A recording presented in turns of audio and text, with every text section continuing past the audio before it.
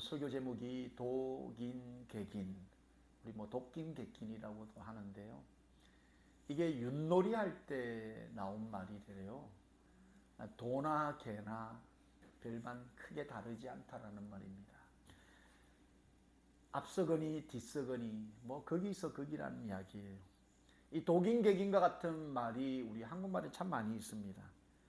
유유상종, 대동소이, 오십보 백보, 거기서 거기, 도토리 키재기. 근데 여러분, 이 독인개긴을 이야기하면서 세상이 교회를 보면서 독인개긴, 교회나 세상이나 거기서 거기라는 겁니다. 교회 다니는 사람들이나 안 다니는 사람들이나 독인개긴이라는 거예요. 이 예수님을 믿고 예수님으로 이 삶의 확고한 철학이 몸에 배이면 이 삶의 태도가 달라도 많이 달라야 되는데, 예수님의 그 가르침의 맛과 향이 드러나면 반드시 안 믿는 사람하고 달라도 뭔가가 달라야 되는데, 오늘날 그렇지 못하다는 말이죠. 맛을 잃어버리고 향을 잃어버린, 그래서 세상이나 교회나 세상 사람들이나 교인들이나 독인개긴이라는 거죠.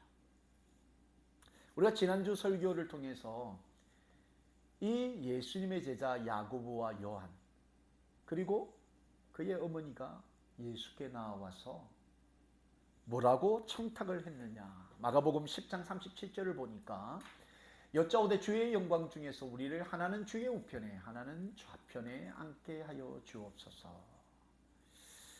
이 제자들이 예수님을 따라다닌다고 하면서 높은 자리를 꿈꾸고 있었다는 거예요. 심지어 예수님께서 나는 지금 골고다로 예루살렘으로 올라가면 이제 죽는다, 많은 사람들을 위해서 죽는다, 이 가르침을 하신 직후에 제자들이 주의 영광 중에는 하나는 오른편 하나는 왼편에 앉게 해주소서, 이 청탁을 예수님께 드린 거죠. 이 야고보와 요한이 제자이면서도 이런 청탁을 한 겁니다. 이 두 제자가 이런 청탁을 했다는 소식을 나머지 10 제자도 금세 알아버렸습니다. 근데 이 10 제자가 그 소리를 듣고 어떤 반응을 했느냐, 오늘 본문 41절을 보니까 10 제자가 듣고 야고보와 요한에 대하여 화를 냈다. 열받은 거예요. 10명이 2명에 대해서 열받은 겁니다. 내가 예수님의 오른팔 왼팔이고 예수님 오른편 왼편에 내가 앉아야 되는데 이 야고보와 요한이 선수를 쳐버린 거예요. 마음은 있는데 표현을 못하고 있는 이 10명들은 예수님께 로비한 이 2명 때문에 화가 난 겁니다. 12명 중에 2명만이라도 이런 생각하고 있고 나머지 10명은 좀 깨끗하게 예수님 가시는 그 길을 잘 알고 있었다 그러면 그나마도 한 20 몇 %만 좀 부족해도 이 제자들 좀 봐줄만 하지 않았겠나라는 생각이 드는데 12명이 똑같은 생각을 하고 있었던 거예요. 그들은 예수님을 따라가고 예수님과 함께 동고동락을 했지만 여전히 세상 사람들이 꿈꾸는 좋은 자리, 높은 자리, 잘 되는 것, 그거를 생각하고 있었다는 거예요. 이 제자들이 화를 냈다라는 기록들이 제법 있습니다. 그들이 화를 왜 냈을까를 보면 그들의 마음 상태를 우리가 좀 알 수 있어요.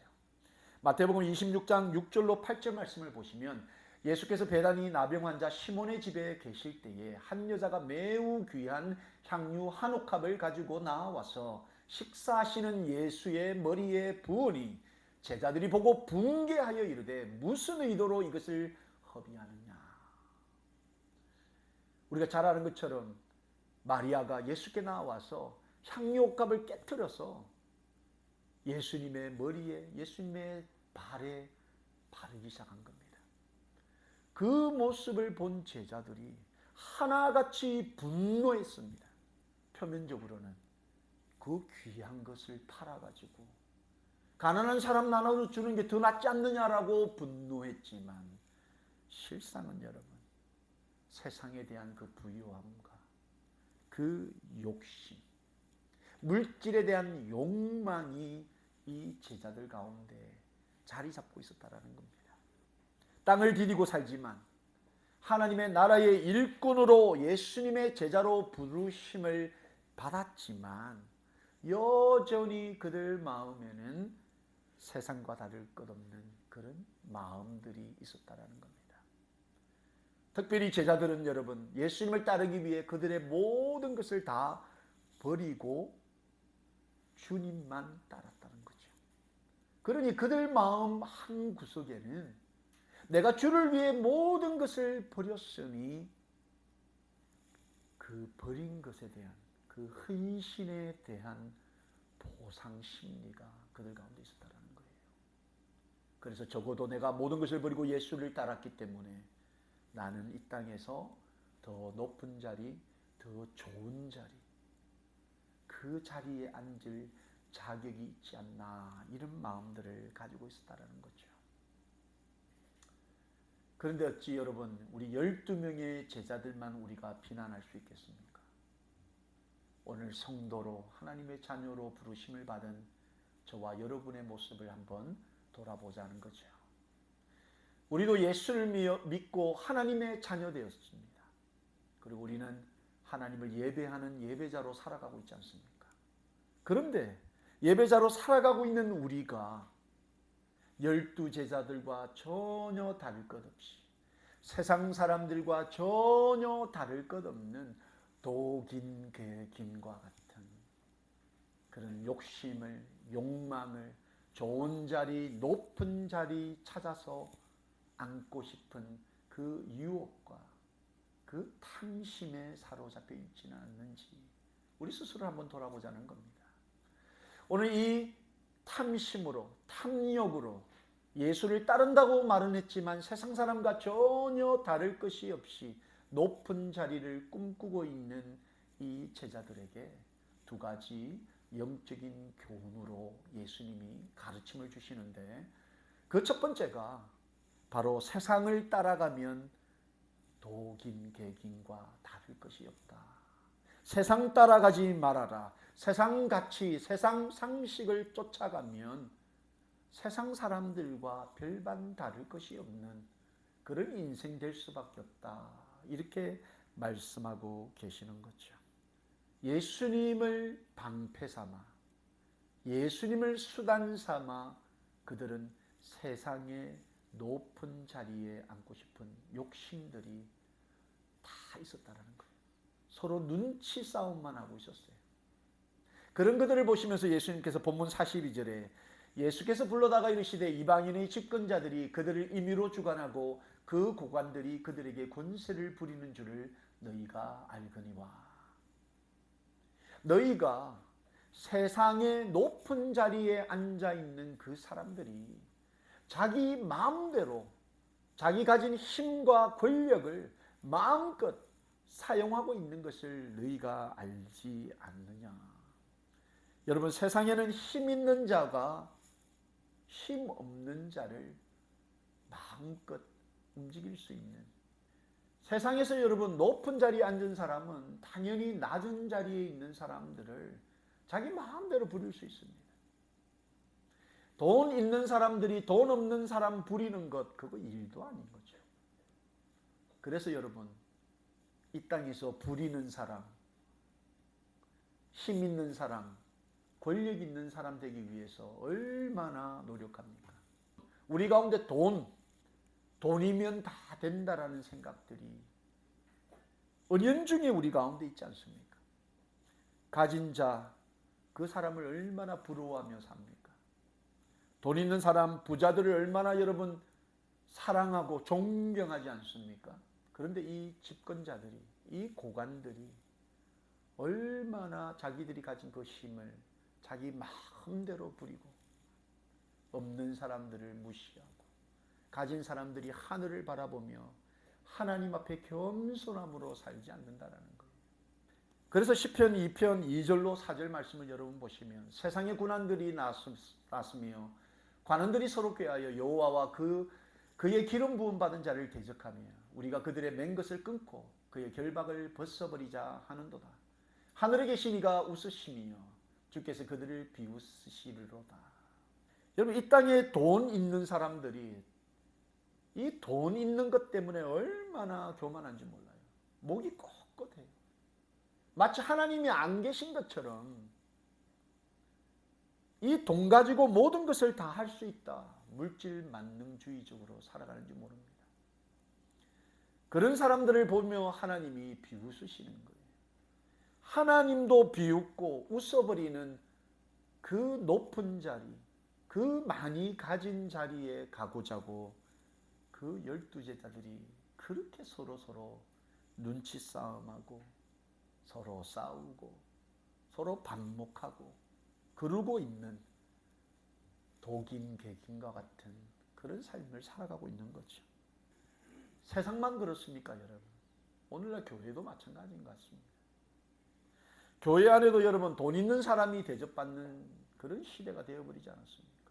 돈 있는 사람이 큰 소리치고 돈 있는 사람의 목소리가 통하는 그런 시대가 이미 되어버리지 않았습니까?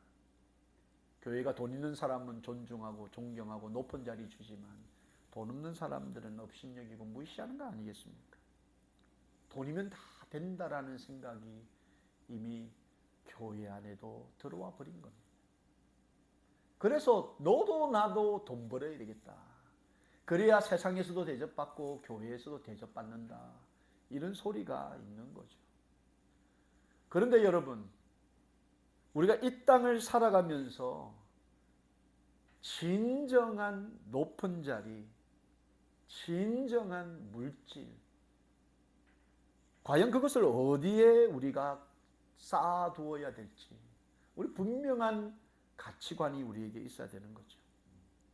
마태복음 6장 19절로 21절 말씀을 보시면 너희를 위하여 보물을 땅에 쌓아두지 말라. 거기는 좀과 동록이 해하며 도둑이 구멍을 뚫고 도둑질하느니라.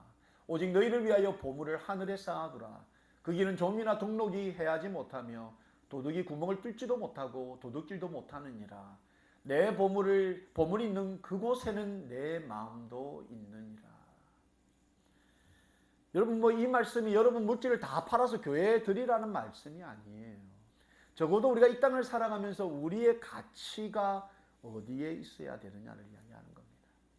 이 땅에서 여러분 많은 것을 소유하고 많은 것을 벌고 높은 자리에 앉고 싶은 그 욕심과 욕망만큼이나 하나님의 나라에서 좋은 자리를 우리는 생각하며 살고 있느냐는 거죠.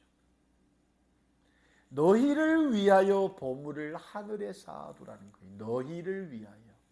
그 보물이 있는 그곳에 너희의 마음이 있을 거라는 거예요.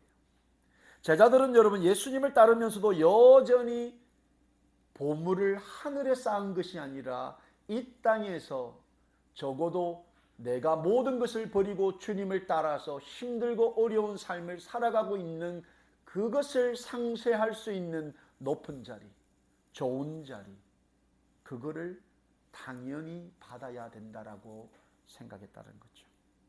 그런 보상 심리가 제자들에게 다 있었다는 겁니다. 독인 객인이죠.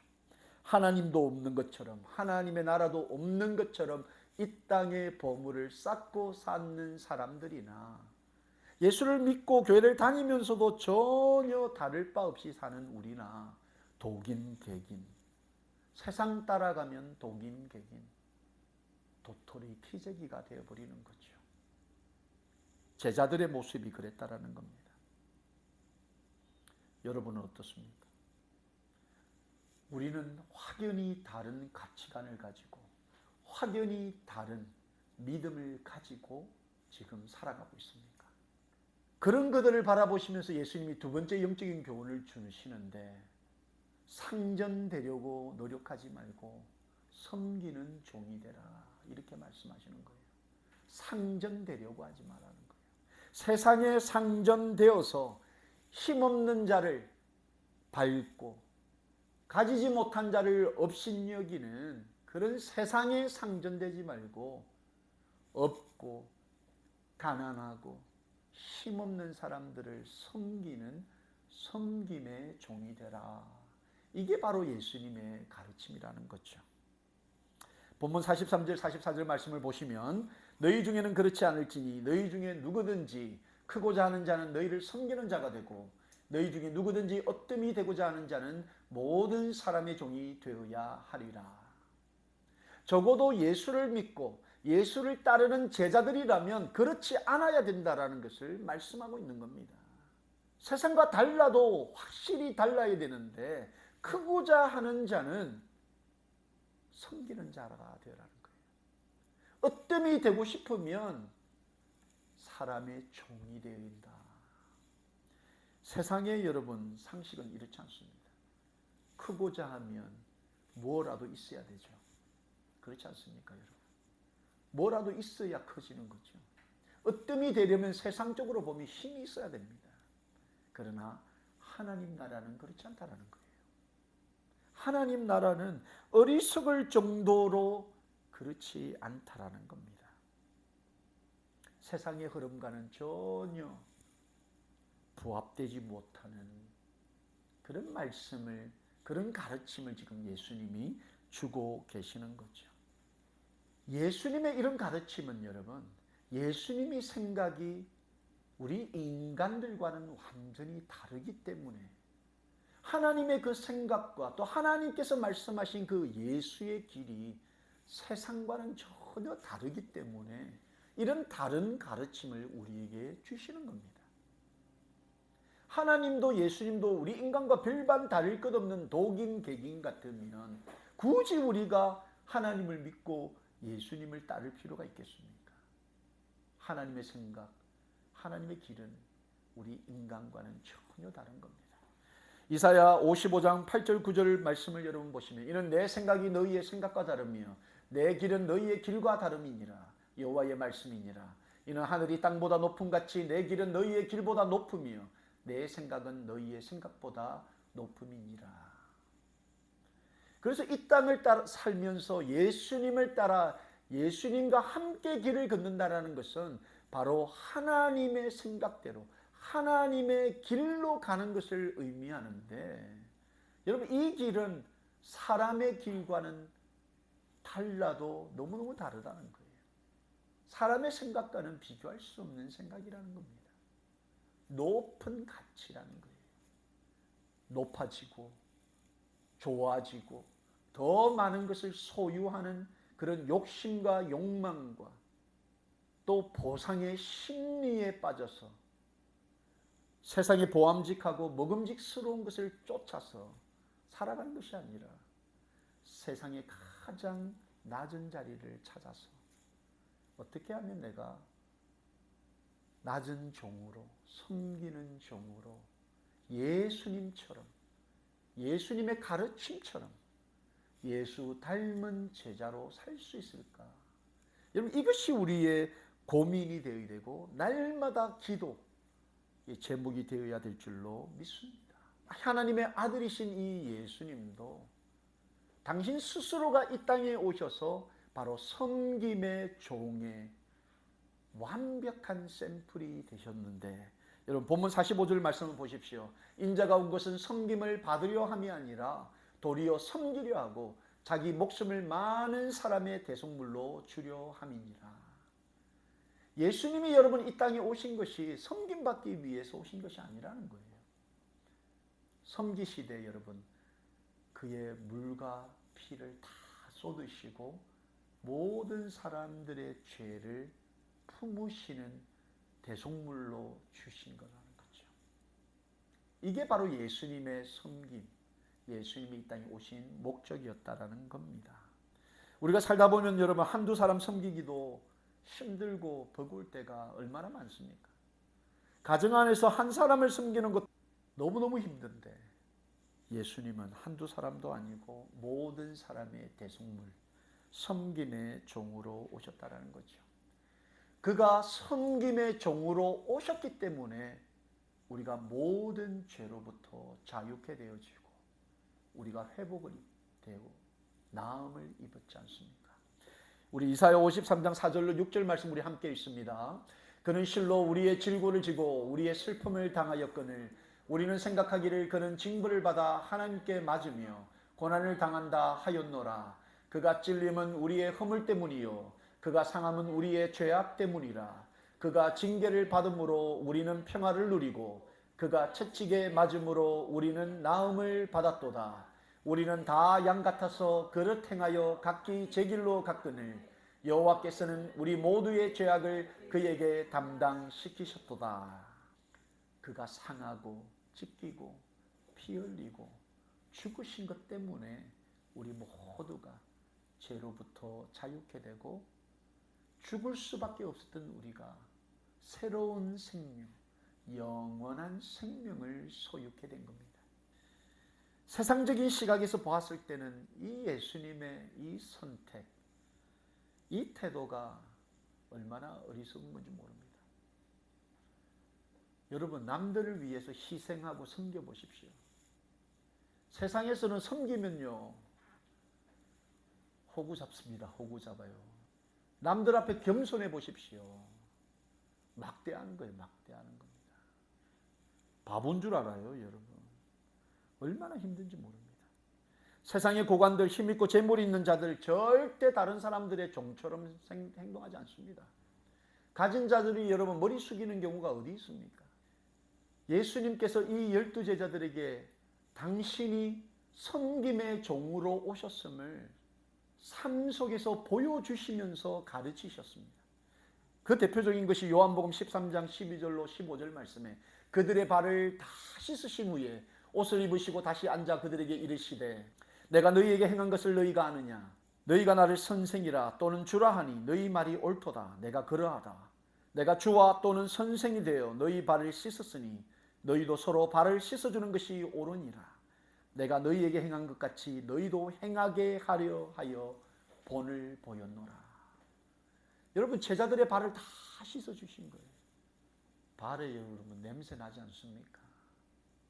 사막에 샌들 신고 가다 보면 먼지 땀나고 하면 더럽지 않습니까, 여러분?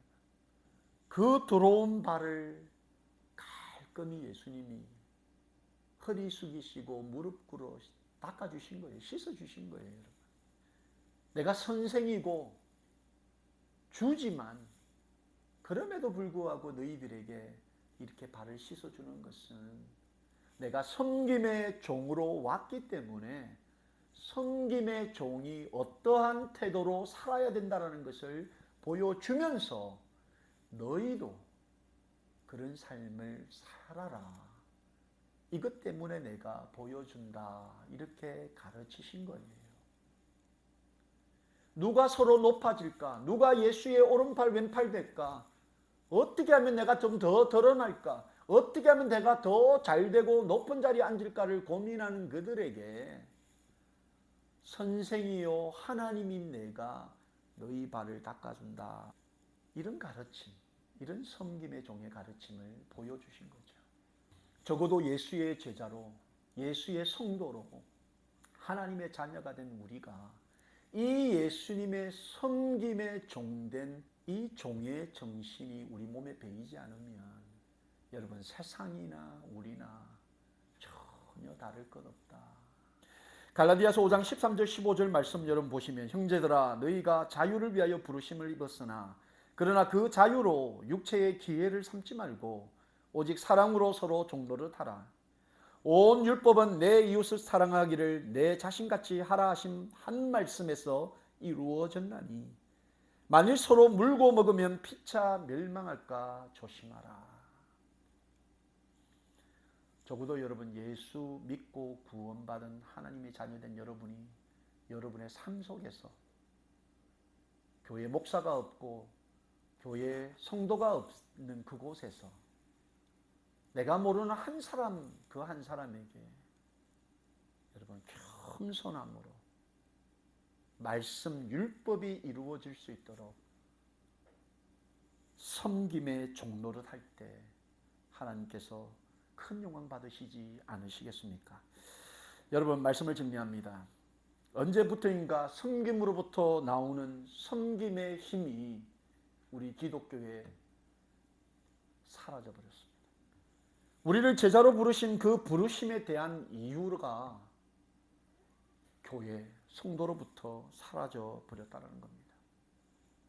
세상이나 교회나 세상 사람이나 성도나 다를 것 없는 유유상종, 끼리끼리, 독인 객인이 되어 버렸습니다. 섬기기보다 섬김을 받는 일에 더 민감하고 관심을 가지게 되었습니다. 사람을 부리고 컨트롤하는 일에는 지혜롭지만 겸손함으로 묵묵히 섬기는 일엔 어색한 우리가 되어버렸다는 거죠.